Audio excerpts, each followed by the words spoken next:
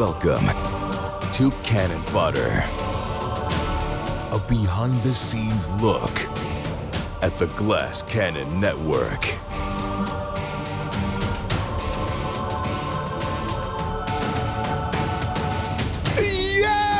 What is going on, Naish? Welcome back to Cannon Fodder. It is Wednesday, October 30th, 2024, and I'm your old buddy, Joe O'Brien.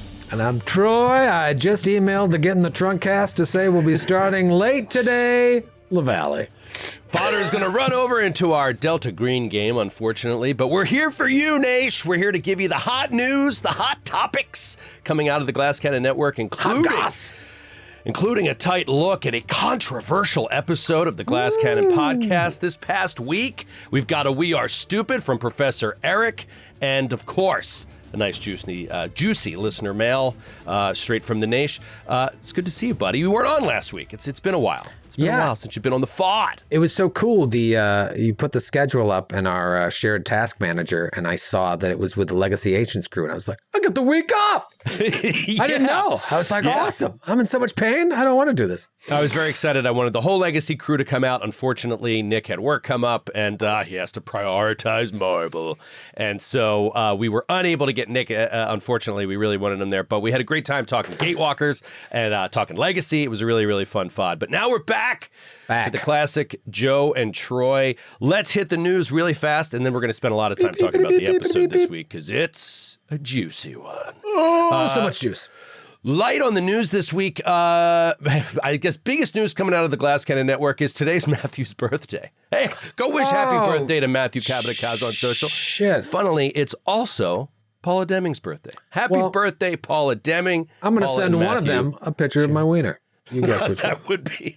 It's going to be. Can I suggest which one? It would be inappropriate if I did that to Paul. I didn't know it was his birthday. Okay, happy birthday, Matthew. Happy birthday, Matthew. Happy birthday, Paula. I will be on streaming with Paula this week, and of course, Mary Lou and Sydney. We're going to be starting a new Wildermyth adventure, which is very exciting. I don't think anybody has played it but me.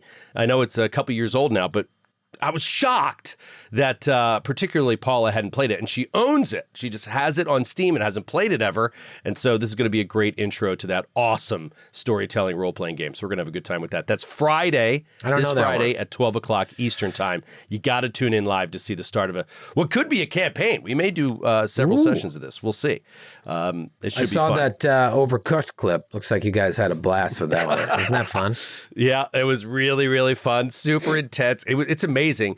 I went into that being like, you know what? I'm going to keep it together. Like, I don't need to really get upset. It's just a video game. And everybody was saying this is what it was going to be like. It's super intense, whatever. And sure enough, like within short order, that game just makes sure that you're just screaming at your friends. You know, it's just wild. And we had a great time. You should try playing it solo. Like the higher levels when you're switching back and forth between two chefs, it is so nerve-wracking and stressful because the board will start splitting it apart. You can't reach the fryer or you can't reach the chopping board. It's crazy. I had no idea what to expect. I thought it would just be a kitchen, and that's hard enough. I had no idea that it'd be on an airship, and you're constantly, things are sliding off, and they're like, throw me the onions, and you're throwing onions from ship to ship. I mean, it was really fun, really that's funny. Awesome. But yeah, we're going to try something different this Friday, 12 o'clock Eastern, live, 9 a.m. Pacific on twitch.tv/theglasscannon. Awesome. The next day is a massive day on twitch.tv/theglasscannon as we begin in earnest Extra Life 2024, a massive, massive day, 25 straight hours of gaming because it is daylight savings time. We have to roll the clocks back during McDermott's playthrough. He's always like, that extra hour is brutal in the middle of the night. But we do 25 straight hours of streaming for charity, great charity, children's hospitals all across the country. We have a great team put together. Join our team. Is extralife.org? So let's talk about this. Let's get into the nitty gritty. This year we're aiming for a goal of $50,000. Last year we did 45. We blew past that. This year we're doing $50,000. I have a personal goal of $10,000 just to get us a fifth of the way there. So you need to go to Extra Life, and there's a couple of different ways you can do this, right? You can go to Extra Life. You can go to the Glass Cannon page. We're putting those links on social. We'll put the link in the description of this episode. You can go and donate straight to our team. Easy, right? We're going to ask you all day long. Keep donating, donate. Get ready to donate multiple times for little shit that we're going to do all day. Also, you can start your own page, set a goal of $20, $50, $100, $500, and join our team. And then every dollar that you raise to your personal goal goes towards our team goal of 50,000. That's kind of like a cheat code to help us get to the 50,000. So like, even if you're not gaming, if you're just like, you know what, I have a bunch of people on Facebook, bunch of aunts and uncles that would throw money towards one of the best causes in the world. I'm going to start a page on Extra Life. I'm going to join the Glass Cannon team, raise a couple $100. All that money goes towards our goal, but more importantly, it goes towards the goal of, helping children's hospitals all around the U.S. And we've got a real fun slate of gaming. Now, this comes out on Wednesday, so there's a chance we've dropped the schedule, but we've run into a bit of a problem with that primetime slot. That's one thing we forgot to talk about pre this meeting today. So we were going to, let's just talk about it. We'll do it live. The penis is out of the bag. Why was it in the bag to begin with? Our plan was to do a big Strange Aeons, like 4 or 5 hour John, picking up where we left off in LA. But for the first time in 98 episodes, and 60 of those were live shows, we may have lost some footage. And Troy, super calm and excited. Well, we didn't lose the audio, did we, Troy? No, we did not lose the audio. As far as I know, the story can be heard. The story can be heard. But for the Portland show, I think we've recovered majority of the footage. We've now spent countless hours trying to find where this footage is. We've sent it off now to a production house that might be able to extract the code to try and recover like the last fucking hour of the Portland show or last 40 minutes of the Portland show, whatever it is. So this snafu has slowed down the release schedule. We've got the LA video done, but the Portland video is not done. So we're not going to be able to do Strange Aeons. Really sucks. I was like already planned it. Now we're kind of trying to think what else we're going to do in that 8, 9 p.m. slot as the main event. But it's going to be awesome because we've got a lot of money to raise and it's going to have top personalities on there. But we've got so much other fun stuff happening that day. Joe's going to be running a little RPG action in the middle of the day. We got video games all day, lots of different groups and people. So please take a moment. We say it all the time. Go donate to the page. Get ready to donate multiple times to a bunch of different people as we try to raise money for a really good cause. It's like the only fucking charity thing we do all year because we're so busy. Not a good excuse, but we try to really make it pop. So even if you can't join us Saturday, get excited for a fun day. It's going to be amazing. All right, let's get into the episode. This week's episode, a turning point in the Glass Cannon network, I feel. Ooh. I mean, this is a massive moment, a massive decision that hinged on one player. One stupid, foolish player. Now, that's the first thing I was going to ask you is like, do you hold me accountable for any of this? You? Yeah. No. Well, let's not let you out of the woods too soon. Because my guess, and I'm not sure why. All right, we're getting ahead of ourselves. Yeah, I'm sorry. There's a lot to talk about. Okay. Let's do things in order here. Okay. This is a what if. You don't like these, feel free to just say pass and I'll move on to the next one. Okay. This is what I was thinking in the moment, and I just need to ask, and I was like, I'll ask on fodder. Okay. If Barnes does not chase the Raider, does the Raider grab the other Raiders and run right back into the observatory? No. I knew it. No. Okay, so that's a big first step because it is logical that they would. It's also logical that they wouldn't. So it was really 50-50. And I was like, I don't know where Troy's head is at. Is he going to come in and jump us while we're trying to rest and Asta's down? Or is he going to like have them regroup, take a little bit of time to plan a counterattack, and that gives us time at least to maybe do some continual recovery or something like that? And let me take a step further to clarify. That was on the table. In my prep, certainly was on the table in the prep. But part of my job as GM is like, see where everybody's at. And that dropping that extra hammer wasn't necessary. It wasn't necessary to the story. It wasn't necessary to like where you guys were. I wanted you to rest there, but that's not what happened. But I was ready. My plan at that moment, if you guys had decided not to run, was to let you rest. And then I don't know when that encounter would have happened. Okay, so that obviously makes me even more angry at Matthew. Now, there are two ways to think about this. There is the very front door way, which is like, why would you do that stupid thing that is metagaming wise is stupid when it's pretty clear the signs are pointing to like, this is our first chance to rest in 5 straight encounters. This is our first chance to rest. Why would you blow that opportunity for what you consider to be a narrative reason when you know the meta is like, you got to stop right here and heal up? The other argument is, you always stay focused on the narrative. You never let the meta become a part of it, and it creates great story. And of course, while I guess, I'm really not mad at Matthew because it's an excellent episode. Like, it creates this tension that is unbelievable. But what you have to be okay with is your character dying because someone else did something. Yeah. And that is a struggle for me, particularly with Brother Ramius.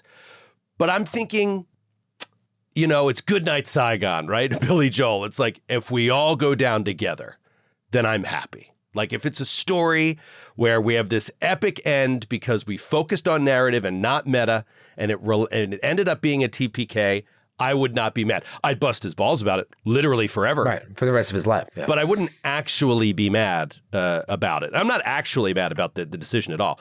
But I am like, it's something I would never do. But that's because I'm a filthy, gross metagamer. At times. Particularly when it comes to 5 encounters without a rest and spell slot, and your healer is completely out of spells, and et cetera, et cetera. Yeah. So, off air, talk to Matthew. Even in between that ep, we took a break. We had a break in between that ep to talk a little bit. And, of course, he was like, I never in a million years thought it would be an ambush. I thought that this guy was going to have to run like a mile at least back to his people, and he wanted to kill him before he got there so that he couldn't tell him we were here. It makes it even better that he makes logical sense. Think that would happen. I think that's really cool. I mean, it's just an interesting story thing. It's like he's playing his character without thinking about the consequences, like real life. People do that shit all the time. Impetuous, foolhardy, but gut reaction, and it leads to a really interesting story. It may not be, well, go ahead. Let me take it to another level on the meta. And I said this during the break, and we were all yelling at him about this because it's very, very meta, which is, he put you on another map. As soon as he put you on another map, you turn back and come inside because it's an encounter. Like, if he describes narratively the raider running through the town and doesn't put out a map, you got a chance. You got a good chance there's not an ambush coming. As soon as you see a map, it's a fight. Like, what are you thinking? Anyway, those are just kind of the funny things that were banting around among all of us during that. I can remember in Jade Regent sometimes putting out maps where there weren't encounters just to kind of keep you, always guessing. And that's like a good GM trick. It's like, just throw it. Oh, you go there? All right. Let me get out a map. It's a lot easier when you have that shit prepared. But like, if you can do that, then they'll never trust you again. And that's why it's great.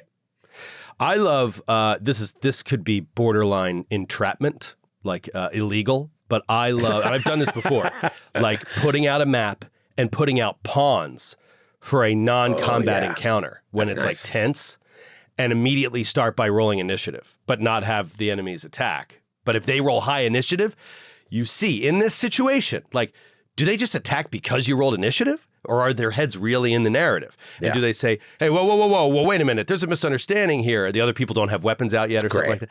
It's such a fun thing to do every once in a while to keep your players honest and also to reinforce that you don't always have to fight. Yeah, for sure. All right, so he triggers this encounter, this ambush. What's going through your head the moment that he decides to pursue down to the bridge, which really triggered it because he passed and we see some sort of boss hobgoblin, mini boss, whatever you want to call it. Yeah. What are you thinking? This is the end of all things at that time, or are you not thinking, just being like, I'm just reacting as the enemy here? I wasn't worried about the first encounter in the observatory at all, even with you guys in rough shape, because it's a pretty simple encounter. When he started charge, and there was moments I was like, just turn around, man. I even say, just so you know, this is a bad idea. Like, I think there's this like weird narrative where like, I think a lot of you guys, and I know the audience like thinks I push you guys into these encounters. Go back and listen to the tape. Lavallee does not push you from the Drake encounter into the multiple encounters at the gate at all. This is just not there. I also don't say, you sure you guys don't want to rest? Because whenever I say that, you guys rest. It's like, you tell me if you want to rest. I didn't push you into that. Now, of course, I push you into this, that first encounter in the observatory, but like I physically say, you sure you want to do this? At that point, what am I supposed to do? I don't think it's fun for me to be like, you sure you want to take another step, Matthew? You sure you want to do this? I've said my piece. If you're not catching on, then let's see how this story unfolds. Once he gets down there, once he gets halfway past that first intersection in the alleyway, I'm like, this could be a TPK. Definitely someone's going to die here. There's no way. Because now there's no way to get back to the observatory safely without resolving this encounter some way. And you've got all these hobgoblins, full HP, full complement of abilities, and you guys are completely depleted. And separated. Right. And so I'm like, as a storyteller, I'm interested to see what I'm going to do. As a audience member at the same time, I'm just like, how is this going to unfold? I can't wait. I'm sitting there with popcorn, wondering like, how is this going to unfold? And that's a great feeling to have at the table when you don't know. If you can get beyond the fear and this like need to preserve your character's life and just sit back and enjoy the story that's unfolding, I mean, it's a beautiful thing. I know it's hard to do, and it's a lot easier for me as the GM to do it. But if you could take a step back, you're not emotionally connected to these hobgoblins. You don't give a shit. But like, some of us are emotionally connected to these characters. Right. I understand. You gotta let them go. But like, it's a lot easier to say than to actually do. And it's a fine line because it's easy to say, and it being not easy to do is a good thing when you have passion and love for your character. But you don't want to be ambivalent or apathetic about your character living or dying. That's not going to make a good show either. Very fine line. Like you say, hold on tightly, let go lightly. Like you have to love the character, but you have to see how good the story is if they die and go in that direction. Not very easy to do. In a one shot, we always say like when you're doing one shots or live shows at Gen Con and stuff like that, which could be like, this might be the only time you ever see this character. We steal that. Whoever said, play your character like you're driving a stolen car. You know what I mean? Like that's a great way.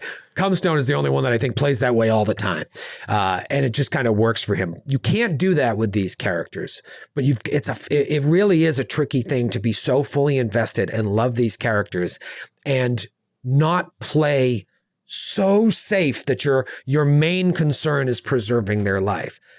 At the same time, though, as a human being, that's your concern. Like in a dangerous situation, that is going to be a concern of yours, is preserving your life. Yes, but maybe if you're an adventurer, right? Like you have to get in the mindset of an adventurer, which is like you're already wired a little differently. You're already prepared for a certain level of risk. You just have to, not cross over into too much risk. But it's also like it goes both ways. Just being bold and just being stupid also doesn't just make good story because it's bold. Like there is a balance and there's no right answer. It's all the chemistry of the moment. What makes RPGs different in actual play in particular is like you're the actor, but you're also a writer. You're also a staff writer on the show at the same time. And so you've got to put what's best for the show, I think, over necessarily what you believe the character could do. And maybe not even over, but there's this constant dance that you don't have to do in like a stage play. Like even if you're the producer of that play, the script is there. You just follow the script, you do your character's actions. But with this, you are storytellers, you're producers, you're writers on the show. And all of those things have to be active at once in the medium that we work in. In a home table, keep them alive, do whatever you want. But like for actual play, there's so many different levels. There's so many different levels to what we're doing. It's really, really hard. And I don't begrudge what you guys have to do as a player. The start of this book is pretty insane to me. I mean, in retrospect, looking back now a week, where we should have just rested and Barnes should not have chased, quote unquote, if you're talking about everybody just surviving. The element of ending the book on such a climactic encounter, which always happens, and then starting the book with an immediate assault, even looking back and saying, oh, these are relatively low-level guys. They never posed a real death threat to the party. This is still insane to me. And I'm curious if you've ever seen this before. Like an AP that literally ends on an encounter and begins on an encounter with no downtime.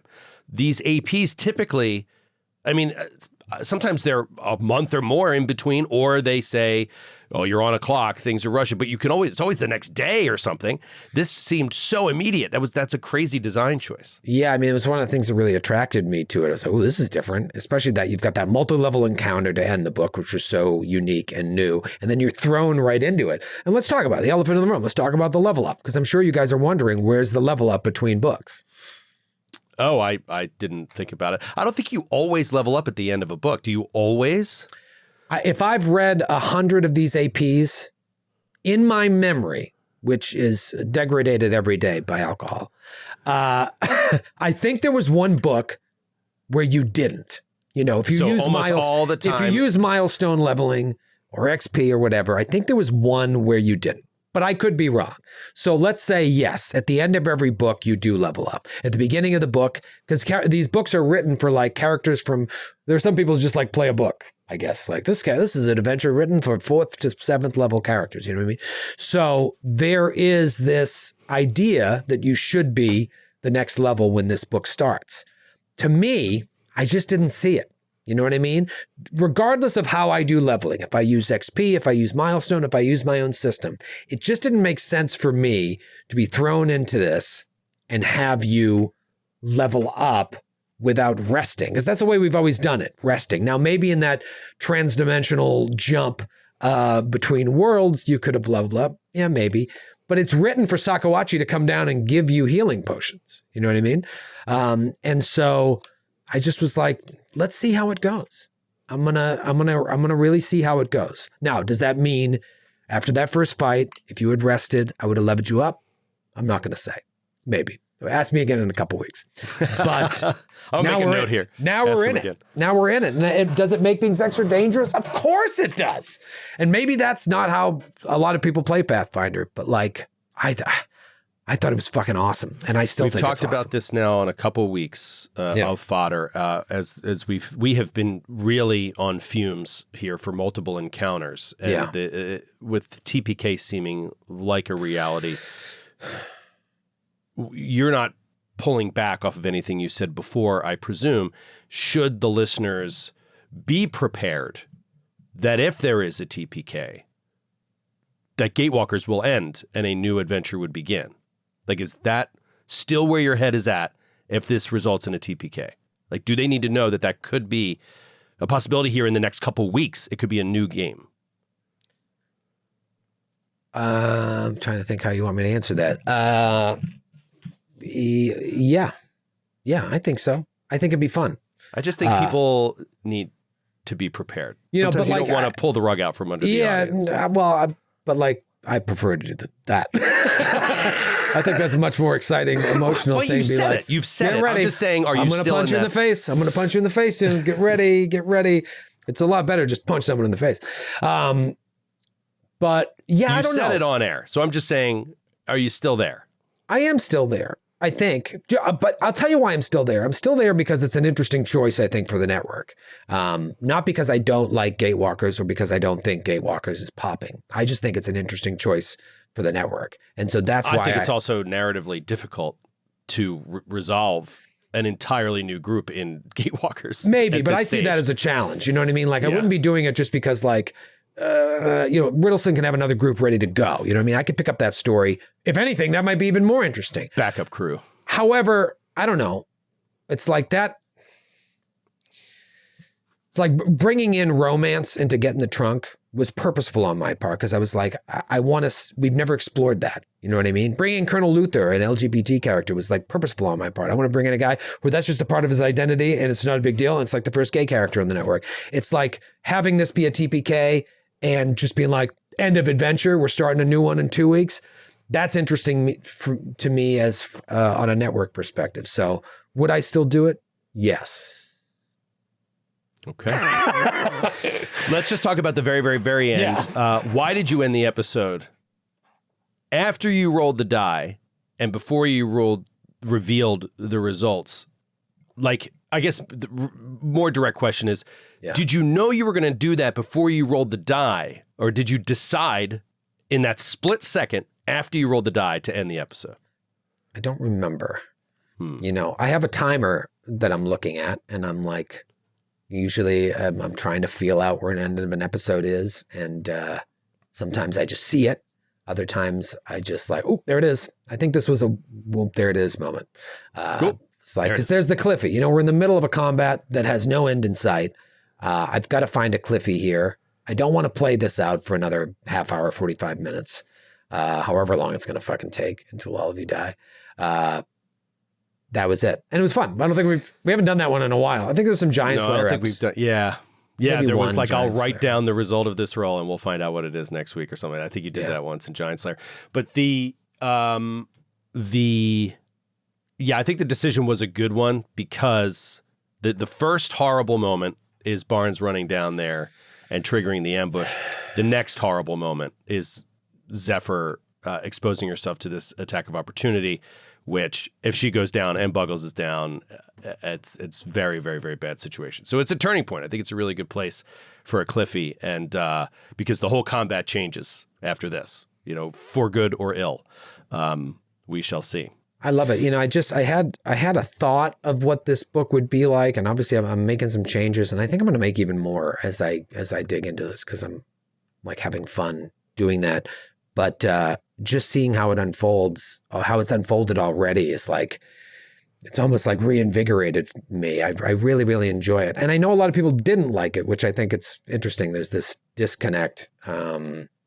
People didn't like the episode? Yeah. A lot of people didn't like the episode. And, you know, do you know who Rick Rubin is? No. Music producer. He's a pretty famous music producer, very eccentric guy.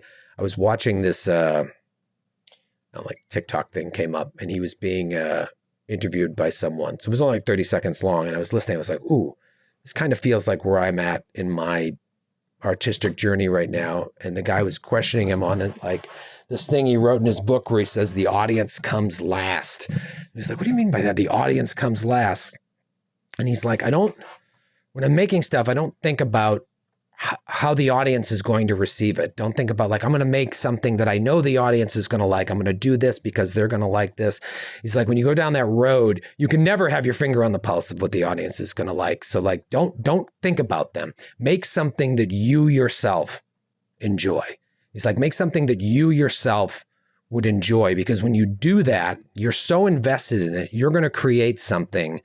You're going to create your best product. Now, the audience that likes it might be different from the audience that you've had. It might be different from it might be a new audience, but you're creating your best work when you're making something that you yourself would enjoy. And I think that's what's happening here. Now, I hope you guys enjoy it too, because that's equally important. You guys have to enjoy it. And I know it's harder in these dire straits to do so, but like, I'm making something that I enjoy. And I think that the Pathfinder purists who don't like the way the rules that I have with no bottle caps, stuff like that, they're not enjoying it because it's not how they would play the game.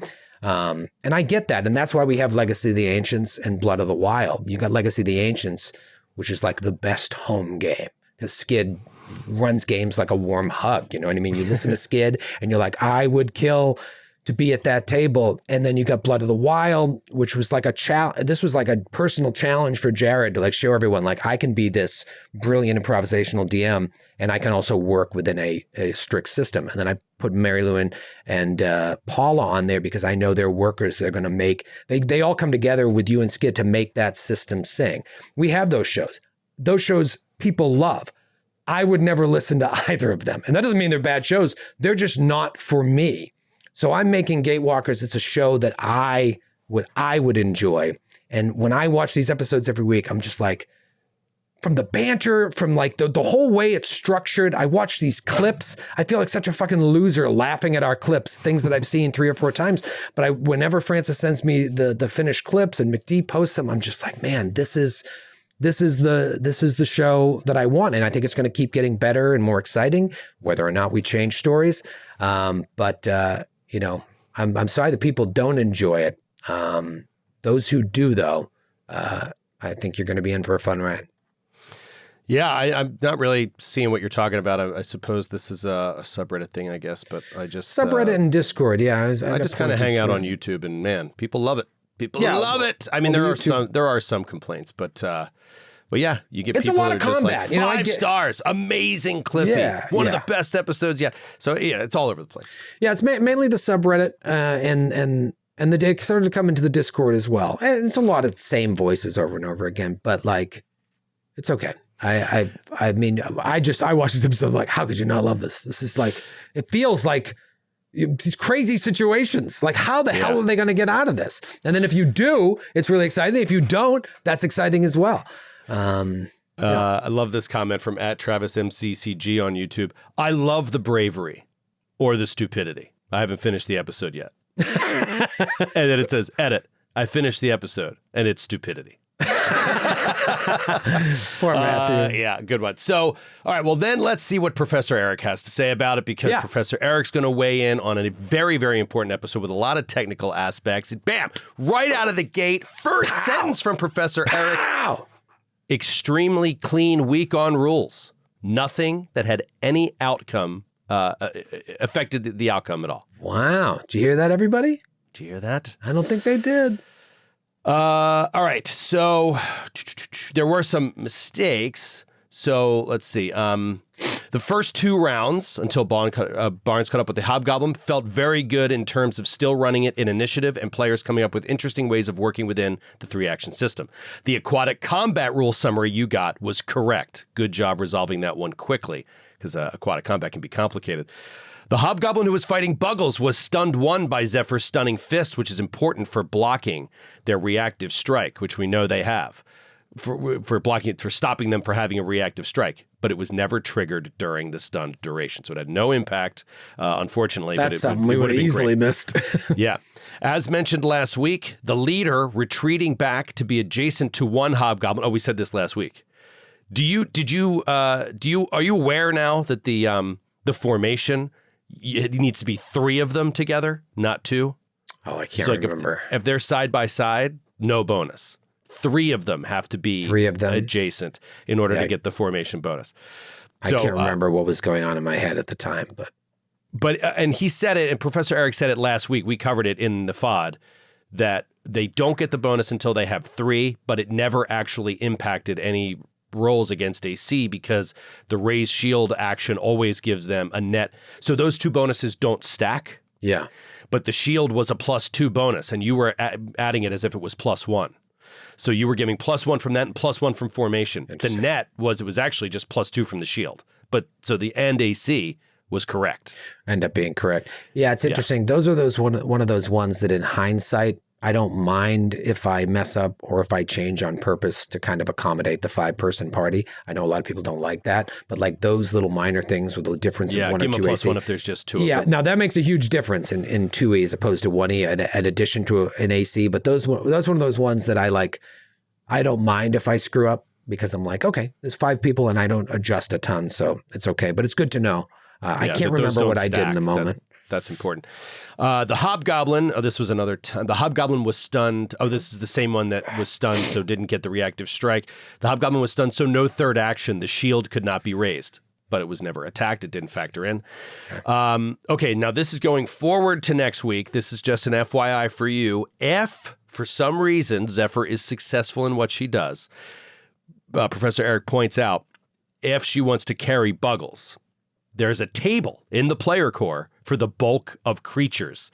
You might need to know the bulk of a creature. This is a quote from the book. You might need to know the bulk of a creature, especially if you intend to carry someone. This table lists the bulk of a creature, but the GM can always adjust this number. Player core, page 269. Small creature is 3 bulk. Typically, outside of heavy armor, I don't tend to adjust that number. This is Professor Eric now. 3 bulk is unlikely to encumber a monk. So an unencumbered move is most likely going into next week a fine thing if it comes to that. So yeah, that's one of those things where like I felt confident there was a answer in the book, but I was more interested in yes-anding Kate's idea because it was so brave and cool. I'm glad. I would have been bummed if you guys found it and realized, oh, she couldn't do it or something like that, because I felt like what we resolved at the table worked well. But hats off to Paizo that there's actually it's in there. You just got to dig. We just want to keep it moving and not take away from this brave moment. Zephyr needed that moment, and we'll see what happens. All right, let's bring it to a little listener mail.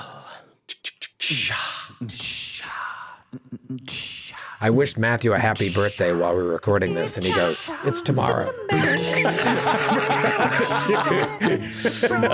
so funny. I was like, "I'm sorry, we're recording Cannon Fodder. It's too late."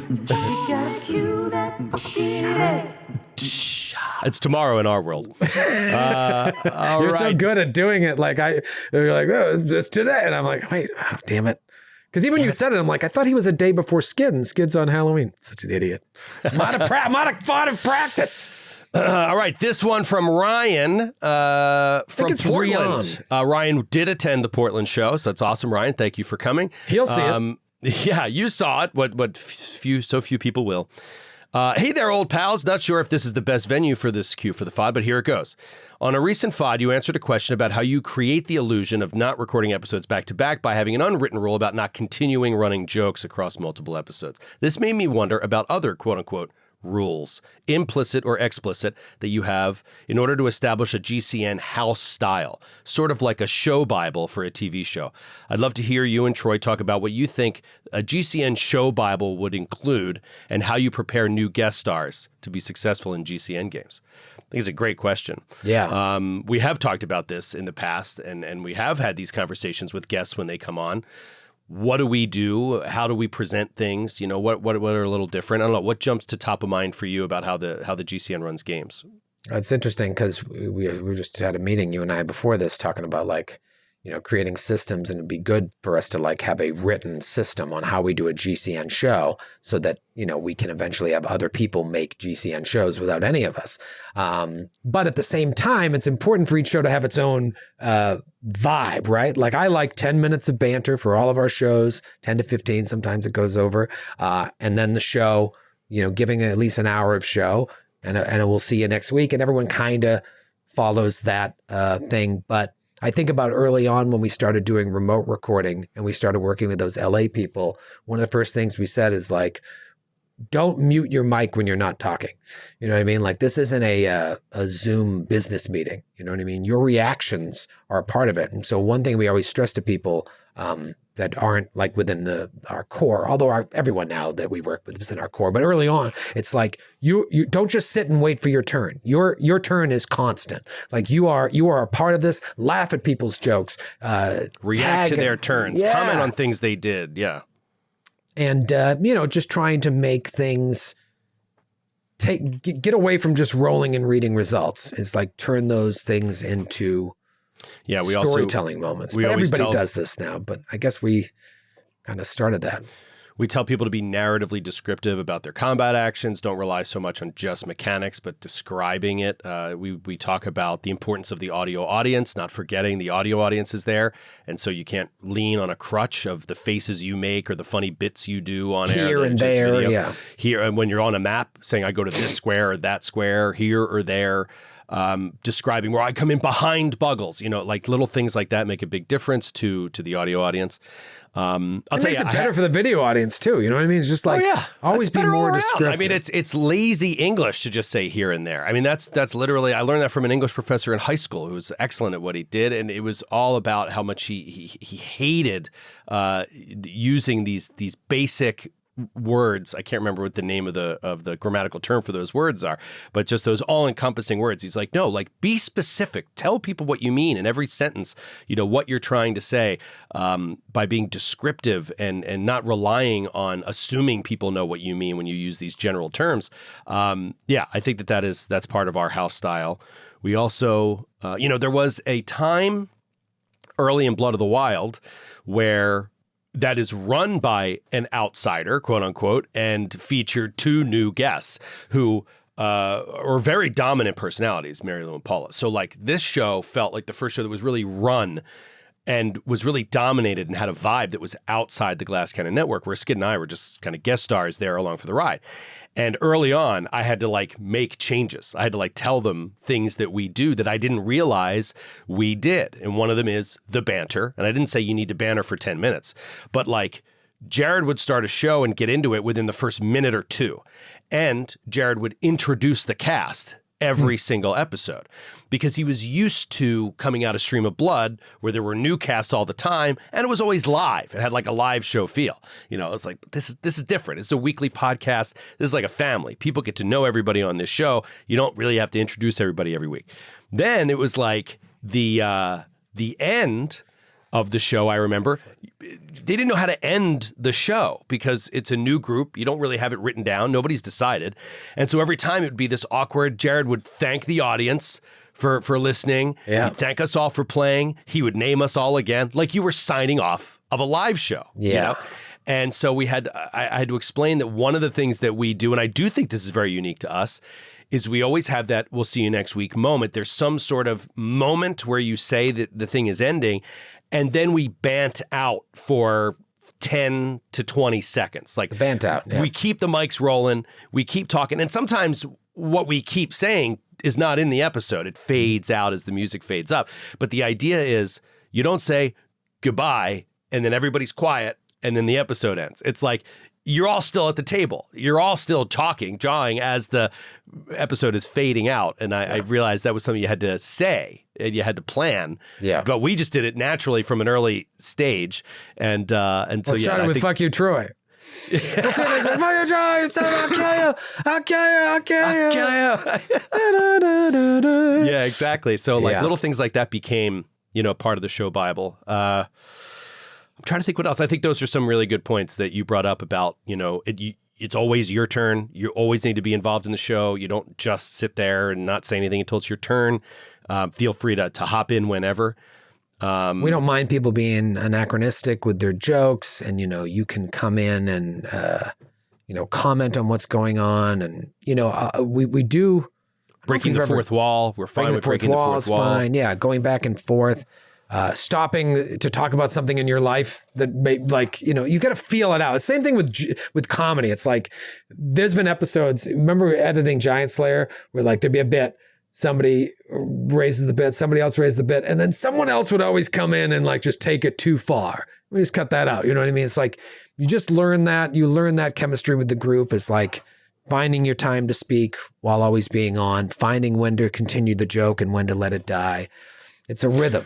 And we also describe to people that are coming in that the base of our idea for what these shows are they are not comedy shows. Like they end up being funny, but they're not comedy shows. So like you don't need to come in with bits and you don't need to come in with silly character concepts just to generate a laugh. Like sometimes that does happen. We let our hair down a little bit. We'll get a little silly in a one-off or a side quest or whatever. Yeah. But by and large, like when it's new group, a new party, a new story, we're like, we prioritize drama over comedy, but we will often roll into comedy because we're not trying to. We find when you try to be funny, it doesn't really work.